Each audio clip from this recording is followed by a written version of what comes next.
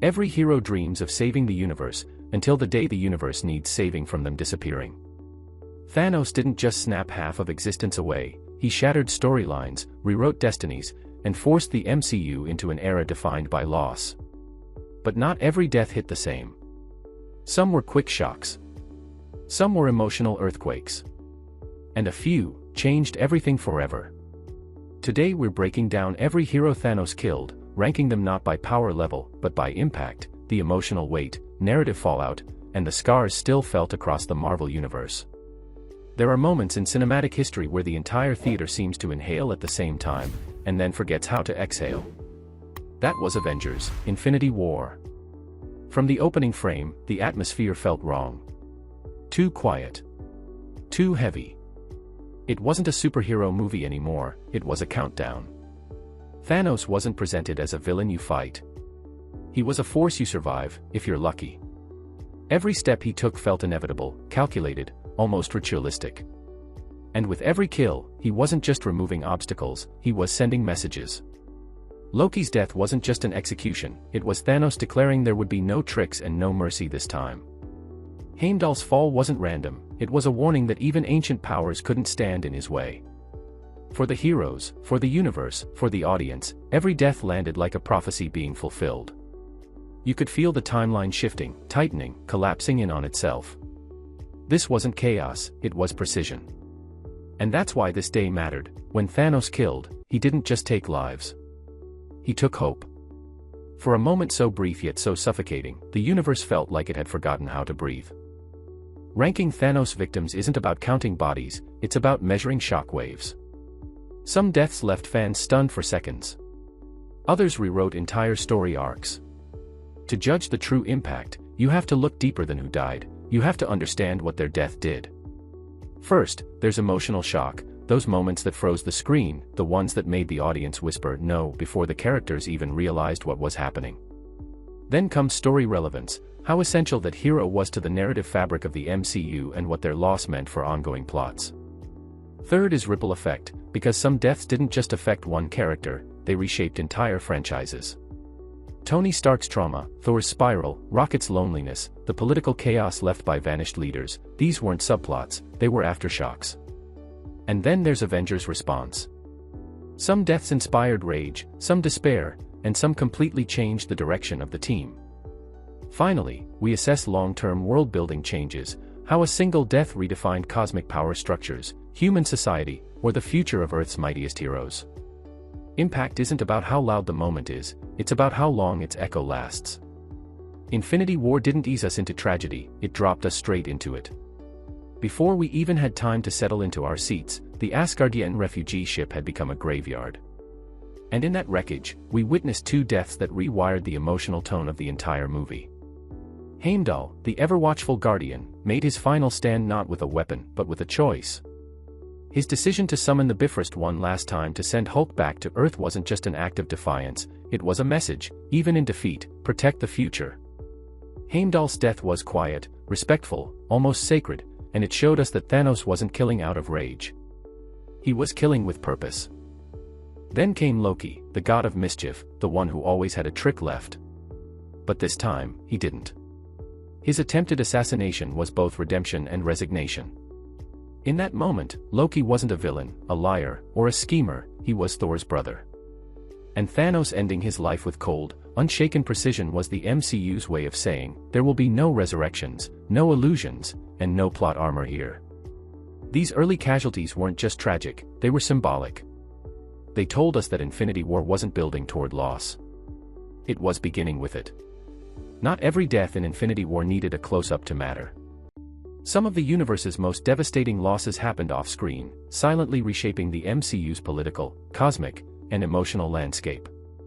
When the snap hit, it didn't discriminate. Entire battalions of Wakandan warriors vanished mid-battle, leaving one of Earth's most advanced nations leaderless, destabilized, and vulnerable just as the world needed it most. These weren't faceless soldiers, they were the backbone of Wakanda's defense, the people who protected its borders, its traditions, and its king. Their disappearance threw the nation into a crisis we only saw glimpses of. Then there were the Asgardians, already decimated by Thanos before the movie even opened.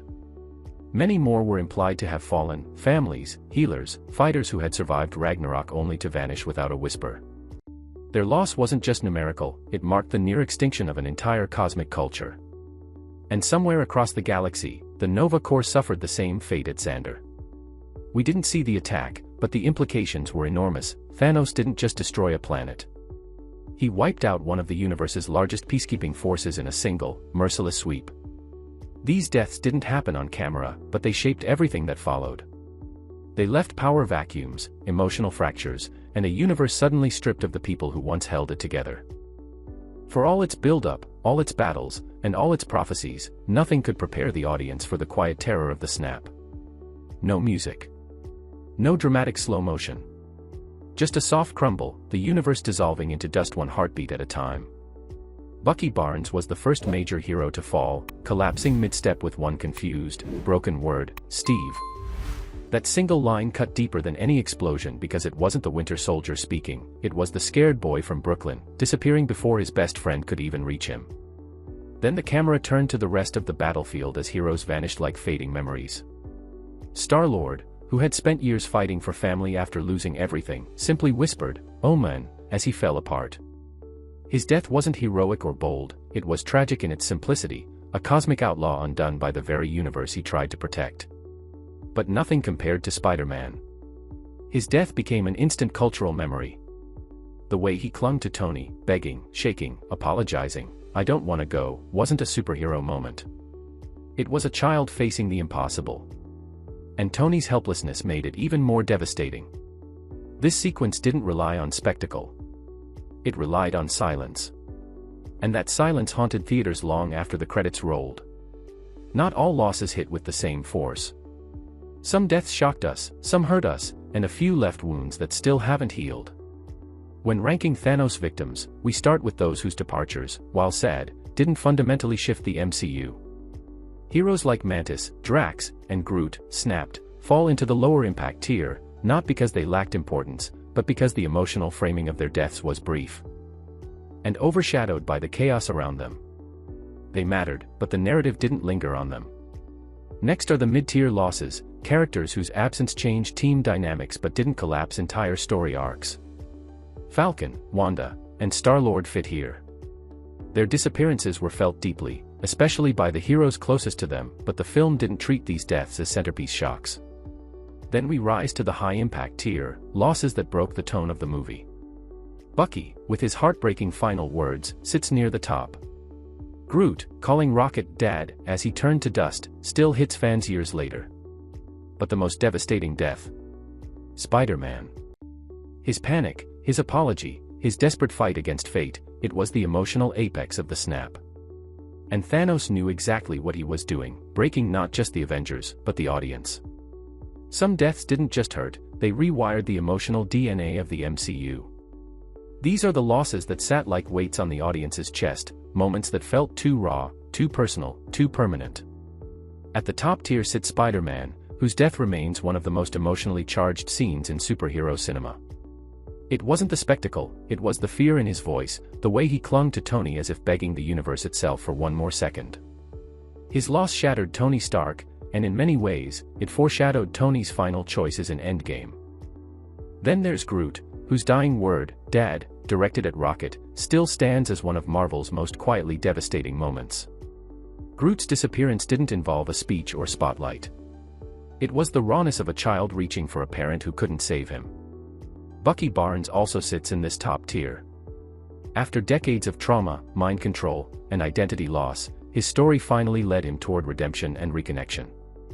His sudden vanishing, with nothing but a confused, whispered "Steve," left the audience and Captain America equally heartbroken. These weren't just character deaths, they were emotional fractures. Each one hit a nerve, not because the heroes were powerful, but because their relationships were. The snap wasn't just a plot twist, it was the detonation that blew open new emotional, political, and cosmic storylines. Every disappearance reshaped the MCU in ways that would echo for years. Tony Stark, after watching Peter fade away in his arms, carried a guilt that hardened into obsession. His fear of losing the universe turned into his single greatest motivator, pushing him into fatherhood, isolation, and ultimately sacrifice. Thor, already crushed by failure and loss, spiraled further. Watching his brother die and then failing to go for the head triggered a collapse of confidence that unraveled him completely in Endgame. Meanwhile, Rocket faced a different pain, the loss of the only family he'd ever truly chosen.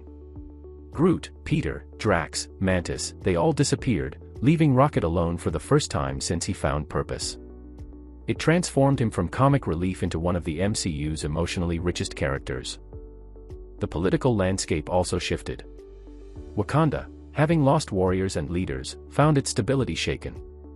Earth lost half its defenders, leaving gaps that no amount of technology could instantly fill. Across the galaxy, the destruction of groups like the Nova Corps and countless civilizations left the universe fragile, leaderless, and vulnerable. Every death wasn't just an ending, it was the beginning of the MCU's darkest, most transformative chapter. When the dust settled, literally and figuratively, the universe had to face a truth more complicated than simple loss or resurrection.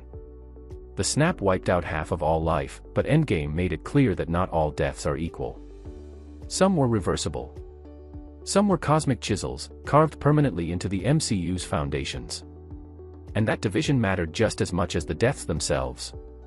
The heroes who returned, Spider-Man, Star-Lord, Doctor Strange, Black Panther, Groot, Falcon, Wanda, and the rest, came back not as the same people they were before, but as survivors of a trauma no one else could fully understand.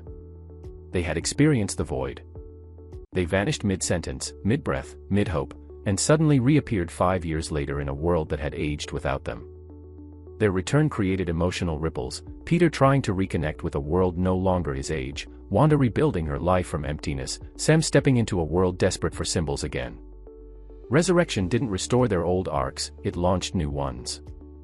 But some deaths were fixed points in time. Loki, 2018 version, Heimdall, Gamora, original, and Vision, these weren't undone because the universe itself demanded permanence. Loki's death defined Thor's unraveling. Heimdall's sacrifice anchored the Asgardian legacy. Gamora's absence fractured the Guardians, forcing Peter to confront grief instead of escaping it. And Vision's death, twice, created fault lines in Wanda that shaped entire realities. These permanent losses weighed heavily on the MCU because they weren't just narrative decisions, they were emotional commitments. They showed that the universe is not endlessly reversible, that choices and consequences still matter, even in a world with time travel. Who returned and who stayed gone became the defining contrast of the post-Infinity Saga era. It made the MCU deeper, more human, and infinitely more tragic. Thanos' kill list didn't end a story, it forged the path for every story still to come.